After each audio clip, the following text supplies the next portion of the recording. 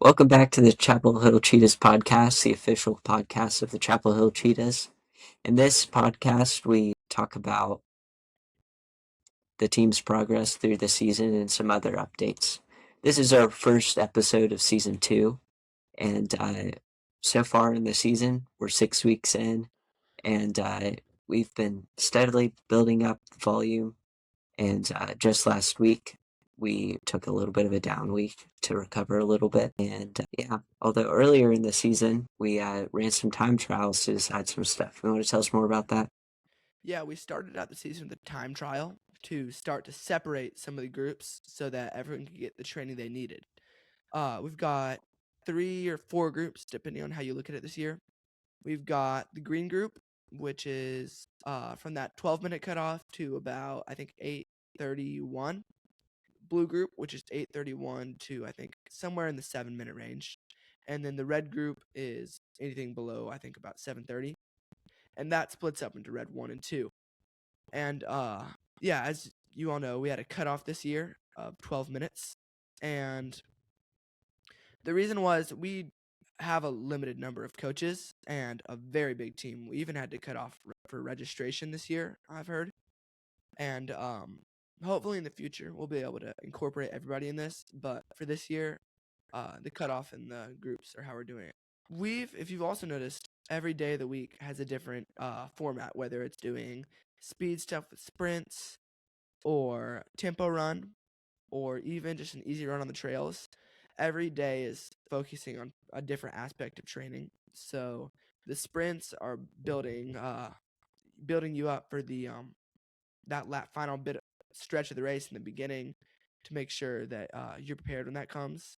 And then obviously we're doing cross country, not track. So those longer runs on the weekends or on the trails are helping us to improve our endurance. And tempo is trying to make us our body be able to handle a lot of going fast at once. Great. And then for a little bit of a weather update, the average high for today and tomorrow is 92 degrees to 95 degrees. Whereas usually at this time in August, it's 86 to 89. So it's a little higher than average. Be feeling that a little Translate that. bit. It's hot right now. But in the next couple days, we should have some rain, which will cool us off a little bit closer to that 86 to 89 degrees. But the rain will only be in the afternoon. So in the mornings, it'll still be sunny, very hot still. But that brings us to the last bit of the show, which is the state feature, where we spin a wheel of states and to review just a little bit about that state's running and about their area in the U.S. and how that affects what they do. State this week they're doing is Arkansas. So I'm gonna be going over some of their running stuff, mostly about what their state looks like in cross country, and then Owen will give us some about what the people who are running in these events are working with whenever they're in their training. You want to start us off, Owen? Sure.